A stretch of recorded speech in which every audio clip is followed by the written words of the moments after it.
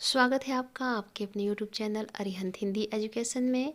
यदि आप मेरे चैनल पे नए हैं तो प्लीज़ मेरे चैनल को सब्सक्राइब करें, लाइक करें, शेयर करें और कमेंट्स भी करें। तो चलिए बढ़ते हैं आज के विषय की ओर। आज आप लोग कक्षा 11 हिंदी विषय के अंतर्गत छत्रसाल प्रशस्ति के पंक्तियों को तथा उसके प्रश्न के उत्तर को देखेंगे। तो देखिए, नई शिक्षा नीति के अंतर्गत आप लोगों के यूपी बोर्ड के द्वारा कुछ परिवर्तन किया गया है, जिसमें पहले क्या होता था कि आपको व्याख्या करनी होती थी हिंदी की पद्य की, लेकिन अब इस पे प्रश्न उत्तर दिया रहेगा। 5 प्रश्न रहेंगे और उन 5 प्रश्नों के उत्तर देंगे आप तो 10 नंबर आपको प्राप्त होंगे। तो चलिए देखते हैं प्रश्नों के उत्तर। तो उपयुक्त पद्यांश, तो पहले आपको पंक्तियाँ दी होंगी, आप पंक्तियों को ध्यान से पढ़ेंगे। आप लोग पंक्तियों को पढ़ने के बाद प्रश्न को देखिए। प्रश्न में देखिए, पहला प्रश्न है उपयुक्त पद्यांश का संदर्भ लिखिए। तो संदर्भ लिखने में भी आपको कवि और पाठक का नाम अवश्य देना होता है, या तो फिर प्रश्न ऐसे पूछे पद्यांश के कवि एवं शीर्षक का नाम लिखिए। तो पद्यांश के कवि हैं भूषण और शीर्षक है छत्रसाल प्रशस्ति। और यदि इस प्रश्न के बजाय ये वाला प्रश्न आ रहा है पद्यांश का संदर्भ लिखिए, तो संदर्भ आप जानते ही हैं। प्रस्तुत पंक्तियाँ हमारी पठित पाठ्य पुस्तक काव्यांजलि के छत्रसाल प्रशस्ति नामक पाठ से लिया गया है, जिसके रचयिता कवि भूषण जी हैं। उसके बाद देखिए, ये दूसरा प्रश्न है रेखांकित अंश की व्याख्या कीजिए। तो बच्चों, रेखांकित अंश की व्याख्या आपको करनी होती है, तो व्याख्या के लिए परेशान होने की आवश्यकता नहीं है। आप व्याख्या वाली वीडियो भी ज़रूर देख लें, फिर भी मैं इस प्रश्न की व्याख्या में आपको अवश्य बताऊंगी। ये देखिए, जो रेखांकित पंक्तियां हैं इसी की केवल व्याख्या करनी है। तो व्याख्या करते समय ये ध्यान देंगे कि इसका संकेत आप अवश्य देंगे कि आपने निकषत म्यान से लेके मुंडन के माल को, ये आप संकेत में अवश्य दे देंगे, तभी व्याख्या समझ में आएगा। इसकी व्याख्या देखिए, निकषत म्यान ते मयूखे परले भानु कैसी, यानी म्यान मतलब तलवार जिसमें रखी जाती है, मयूखे मतलब होता है किरणें।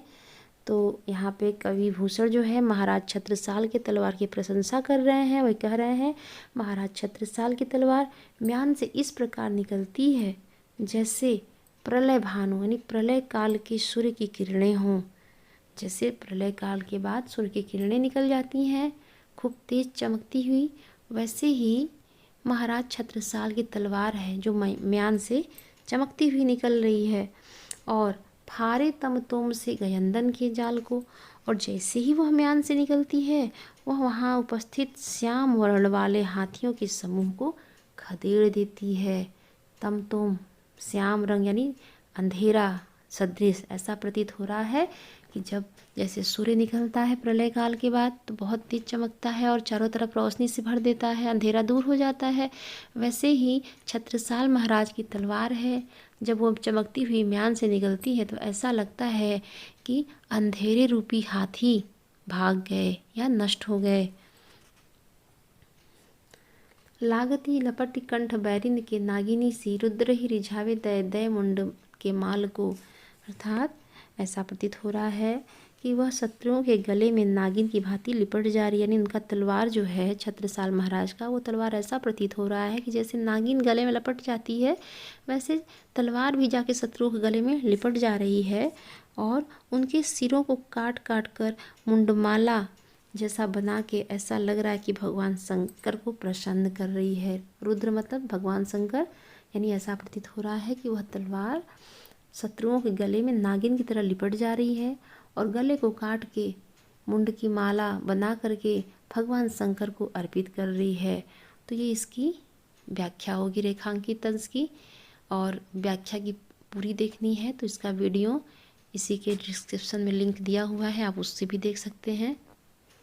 प्रश्न नंबर 3 देखिए, महाराज छत्रसाल के तलवार की तुलना किससे की गई है? तो उत्तर होगा महाराज छत्रसाल के तलवार की तुलना प्रलय काल के सूर्य के समान की गई है, यानी प्रलय काल के सूर्य के किरणों के समान की गई है।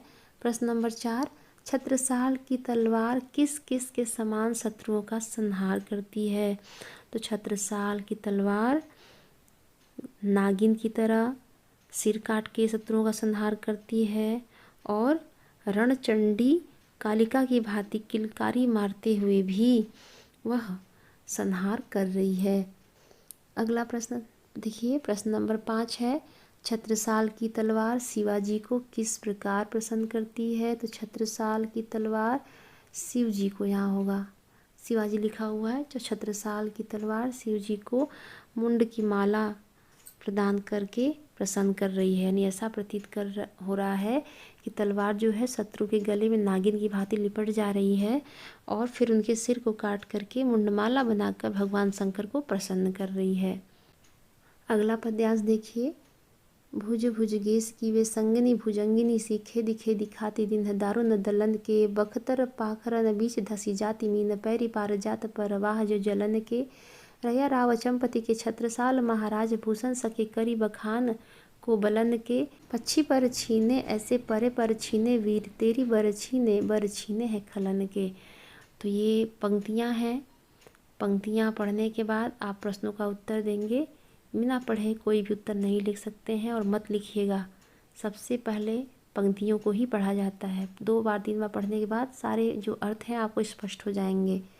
तो इसमें पहला है, उपयुक्त पद्यांश का संदर्भ लिखिए। संदर्भ आप जान ही रहे हैं, प्रस्तुत पद्य अवतरण पठित पाठ्य पुस्तक काव्यांजलि के छत्रसाल प्रशस्ति शीर्षक से लिया गया है, जिसके रचयिता कवि भूषण जी हैं। और फिर है अथवा करके है कि पद्यांश के कवि एवं शीर्षक का नाम, तो कवि का नाम आप लिख देंगे भूषण और शीर्षक का नाम छत्रसाल प्रशस्ति।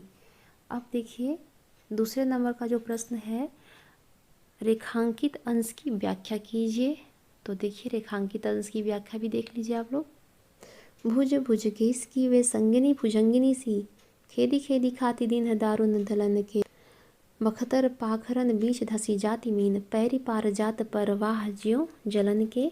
तो प्रस्तुत पंक्तियों में कवि भूषण ने महाराज छत्रसाल की तलवार का बड़ा ही सुंदर वर्णन किया है।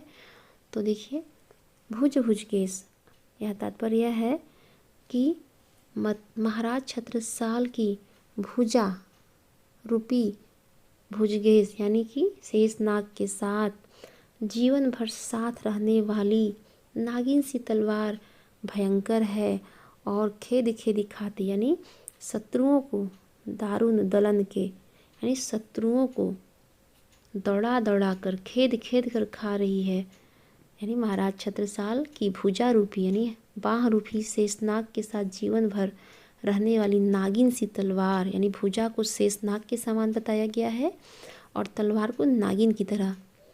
तो जिस तरह शेषनाग के साथ नागिन होती है, वैसे ही भुजा रूपी शेषनाग के साथ ये नागिन जैसी तलवार है जो खेदी खेदी दौड़ा दौड़ा कर शत्रुओं को खा रही है। बख्तर पाखरन बीच धसी जाति मीन, पैरी पार जात पर वाह जो जलन के, अर्थात वह शत्रुओं के लोहे के कवच में, बख्तर और पाखरन लोहे का कवच यानी शत्रुओं की लोहे के कवचों और झूलों में इस प्रकार बिना किसी रोक के धसी जा रही है, यानी घुस जा रही है, धस जा रही है। जिस प्रकार मीन मतलब मछली, जिस प्रकार मछली जल की धारा बिना किसी कठिनाई के तैर के पार कर लेती है, यानी जैसे मछली है वह पानी जो में जाती है तो बिना किसी रुकावट के पार कर लेती है, वैसे ही यह महाराज छत्रसाल की तलवार है जो लोहे के कवच पहने होने के बावजूद शत्रुओं के सीने में धंस के उनको समाप्त कर दे रही है, मार डाल रही है। तो ये इसकी व्याख्या हो गई। प्रश्न नंबर 3 देखिए, छत्रसाल को किसका पुत्र बताया गया है? तो छत्रसाल को महाराज चंपत का पुत्र बताया गया है। प्रश्न नंबर 4 देखिए, छत्रसाल की बर्छी ने शत्रुओं की शक्ति को किस प्रकार छीण कर दिया है? तो उत्तर होगा छत्रसाल की बर्छी ने शत्रुओं की शक्ति को पर कटे पक्षी की भांति छीण कर दिया, यानी जिस तरह पक्षियों का पंख कट जाता है वो असहाय हो जाते हैं, वैसे ही छत्रसाल की बर्छी ने शत्रुओं के असहाय कर दिया है। प्रश्न नंबर 5 देखिए, प्रस्तुत पंक्तियों में कौन सा अलंकार है? तो पंक्तियां आप देख लीजिए ऊपर। प्रस्तुत पंक्तियों में देखिए, भुज भुजगेश की वे संगिनी भुजंगिनी सी, तो यहाँ पे देखिए भुज भुजगेश में अनुप्रास है, संगिनी भुजंगिनी सी यहाँ देखिए, यहाँ उपमा है, दीन दारुण दलन के यहाँ पे रूपक है।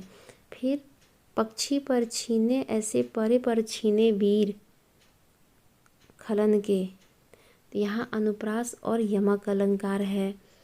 और भूषण सकै करी बखान को बलन के, यहाँ पर वक्रोक्ति अलंकार है। ये छत्रसाल प्रशस्ति के प्रश्नोत्तर थे और शिवा शौर्य की वीडियो का लिंक भी इसी के डिस्क्रिप्शन में दिया हुआ है। उसके प्रश्नोत्तर का वीडियो भी आप देख लीजिएगा।